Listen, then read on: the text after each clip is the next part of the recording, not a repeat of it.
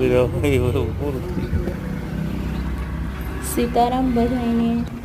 તો આજે પાછા આપણે બીજા ન્યૂ બ્લોગમાં સ્વાગત છે તમારા બધાનું.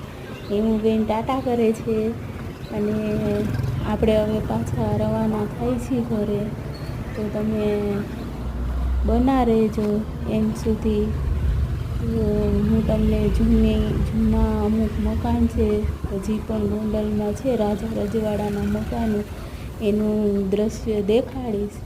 એટલા માટે બ્લોગમાં એન્ડ સુધી તમે રહેજો. અને નવા હોય મારી ચેનલમાં તો લાઈક, સબસ્ક્રાઈબ અને ફોલો કરી દેજો અને શેર પણ કરી દેજો.